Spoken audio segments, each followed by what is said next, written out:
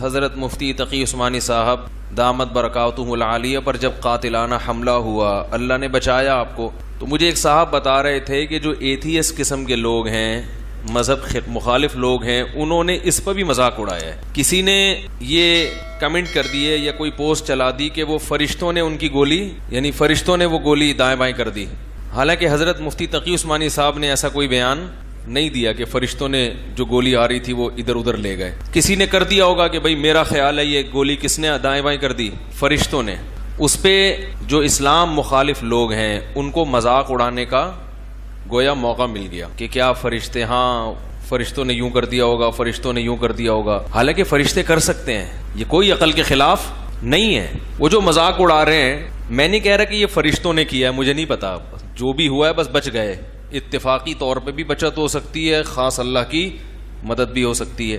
جب اچھے پہلو پر اس کو پھیرنا ممکن ہے تو اتفاقی واقعہ کیوں قرار دے انسان؟ یہ بولے بھائی بہت بڑے بزرگ تھے، عالم تھے، تو اللہ نے بچا لیا، دعائیں کام آ گئیں۔ تو اب چونکہ کسی نے فرشتوں کا بھی ذکر کر دیا تو لبرل جو لوگ ہیں جو اللہ کو نہیں مانتے ان کو مذاق اڑانے کا گویا کہ ایک موقع مل گیا۔ انہوں نے کہا ہاں فرشتے یہ بس، یعنی ان کا مقصد ہے کہ مولویوں نے نا لوگوں کو فرشتوں، جن، چڑیل، بھوتوں کے چکر میں ڈالا ہوا ہے۔ حالانکہ فرشتے کا کسی چیز کو دائیں یا بائیں کر دینا یہ عقل سے بعید، یہ عقل کے خلاف نہیں ہے۔ یہ لوگ اس بیس پہ ان باتوں کا مذاق اڑاتے ہیں۔ یہاں تو ہم نہیں کہہ سکتے فرشتوں نے کیا ہے، لیکن بہت سی جگہوں پہ قرآن و سنت سے ثابت ہے کہ فرشتے انسان کی مدد کرتے ہیں، بہت سی جگہوں پہ ثابت ہے، اور کی ہے فرشتوں نے۔ یہ مشاہدات پر مبنی ایک حقیقت ہے۔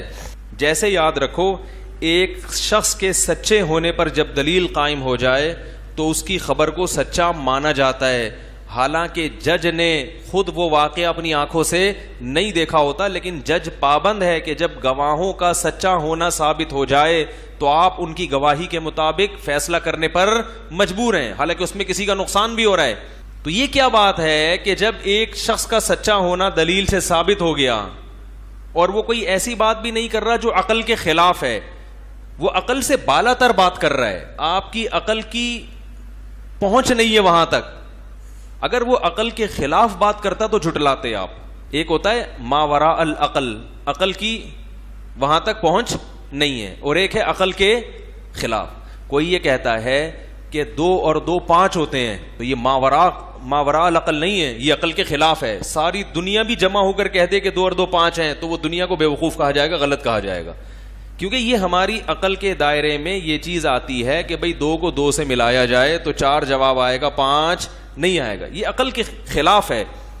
اور ایک چیز ہے، ایسی چیز ہے کہ ہماری عقل وہاں تک پہنچ ہی نہیں پاتی، کیونکہ وہ ہم مادی زندگی دیکھی ہم نے، ہم جو چیز دیکھتے ہیں جہاں تک ہمارے دماغ کی پہنچ ہے وہ ہماری ریسرچ میں آئے گی۔